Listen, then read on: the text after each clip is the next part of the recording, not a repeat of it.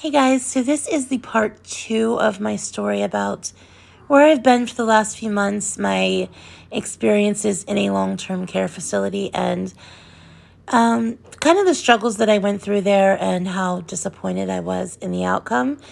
This ended up being way, way long, so I've cut this video in half. You'll see half today and half tomorrow. And yeah, I just wanted to let you guys know that, so stay tuned for the video.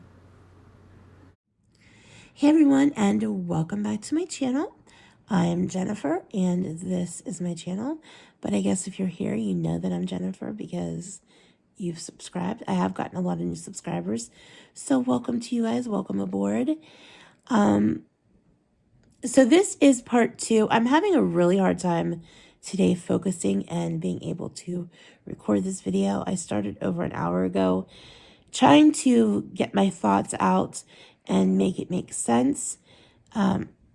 If you happen to hear snoring in the background, it's not a bear doing his winter hibernation. Actually, it's the first day of spring today, so happy spring to all of you. So in the background, if you hear something, it's Gene snoring because he's taking a little snooze. I started before he even laid down to take a nap, but I've been laying here trying to get my thoughts out and to make it very clear and not ramble. And it hasn't really been working out. So I'm trying again. This is actually the second time I've recorded this video. The first time I had everything recorded, ready to upload a few days ago. And then I went and read the comments.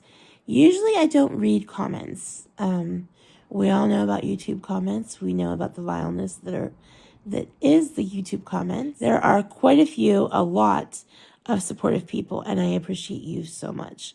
I see your comments, and I appreciate them. I know there are a lot of people who don't comment, who still watch my videos, and they don't comment because they don't want to be involved in the hate and the drama. I see you too. I understand.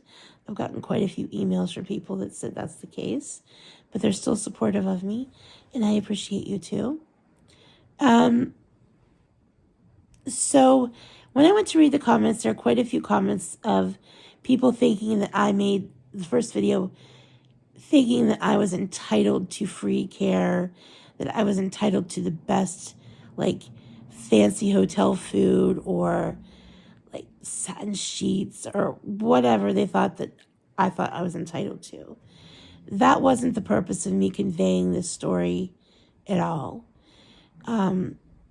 The fact when I said I felt that I was slipped through the cracks and overlooked in this system and in this situation had nothing to do with being entitled. It's just the way it goes. I think that there are groups of people that slip through, like people who cannot advocate for themselves. I had a roommate, my very first roommate when I got to rehab. She was my roommate for 14 days, and she was kind of like, she's an elderly woman, and I'm not sure of her conditions, and it's not for me to discuss her conditions, but she was not, she was kind of like in a comatose state. She had a feeding tube. So she couldn't speak up for herself. And there were a few times that she was only changed once in a 12-hour shift. There was actually once that she was not changed for 18 hours.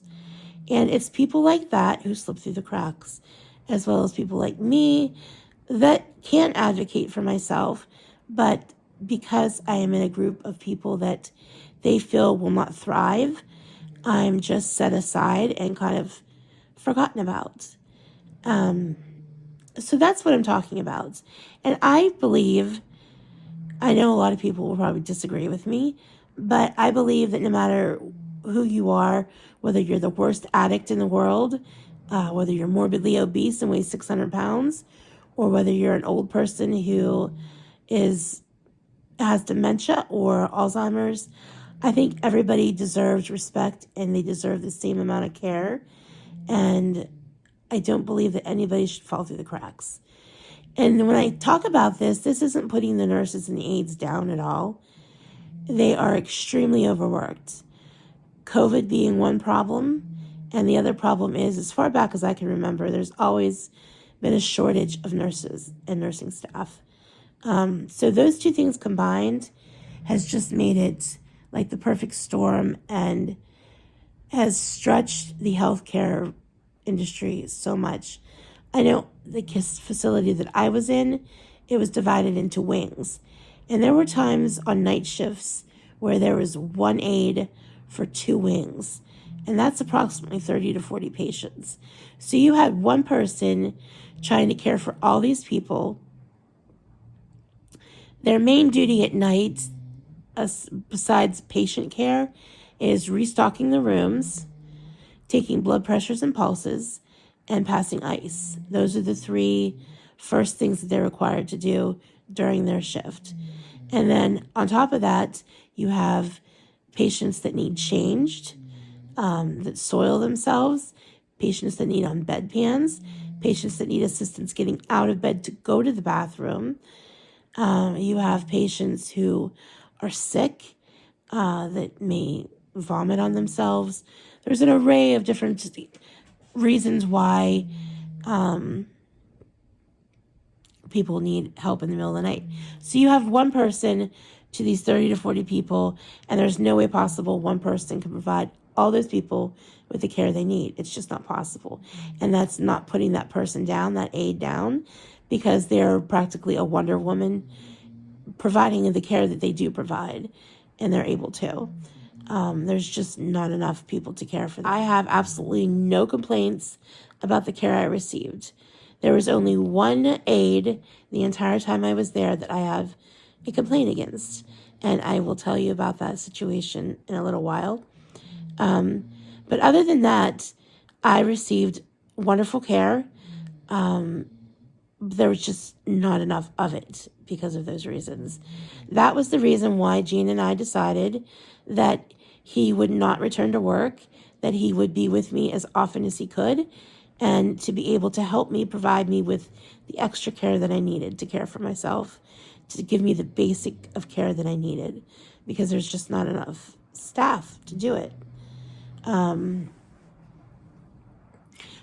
I understand there were people that just don't understand why Gene didn't go back to work and doesn't go back to work. What we decide to do in our relationship and, our choices isn't anybody's business. We're not asking anybody's permission on what to do. It might not be right for you, but it's right for us. And I understand that our decisions stressed us financially big time. That's why we're struggling now. We still have another couple months before we even break even with bills and indebtedness. We will eventually climb out of the debt hole. And when I am in a place where I can be by myself for long periods of time, then Gene will return to work if that's what we so desire. It's just that's our decision. And I'm not blaming anybody else for our indebtedness. That is because of our choices.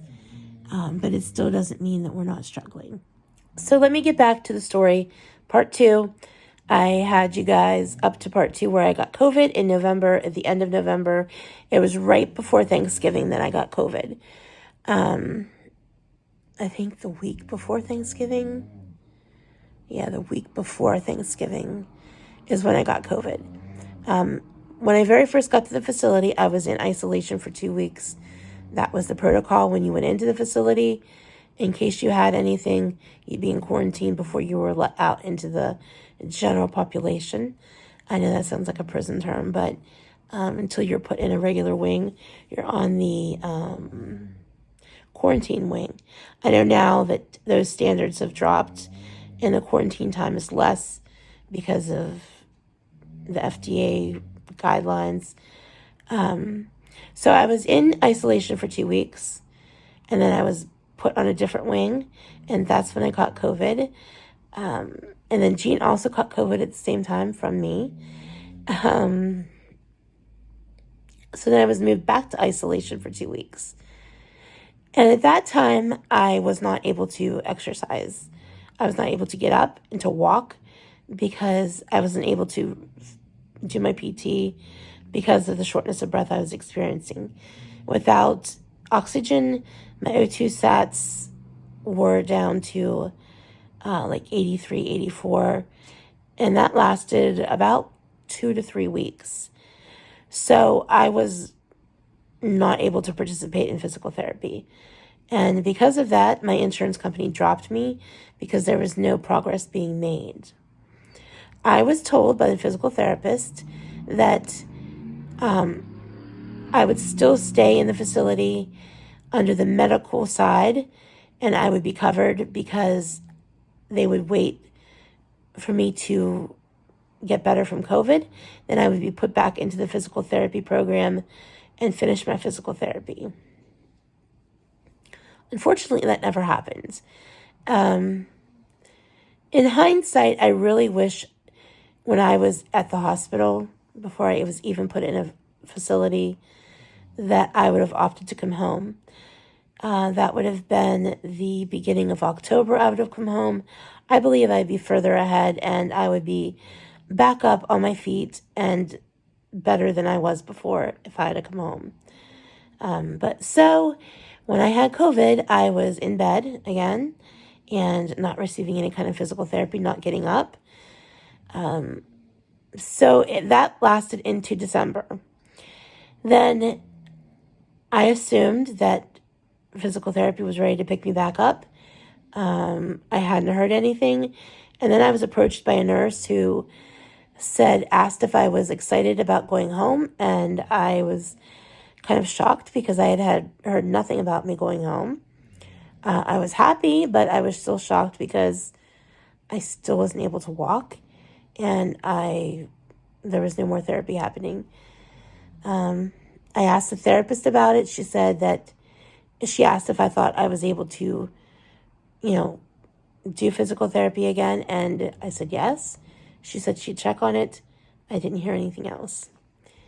So when the discharge date came closer, I think it was like December the 14th, 17th, somewhere in the middle of December. As that date came closer, I was approached again by a nurse who wanted to know why my discharge date was changed. And I said, I don't know. Nobody ever told me. I assumed maybe, and this was my fault for assuming, I should have requested somebody to tell me what was going on, but I assumed that they knew what they were doing and they were doing their job.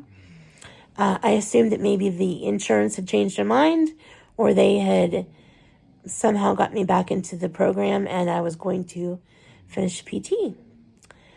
That never happened either. Then my discharge date was, I was in there for Christmas.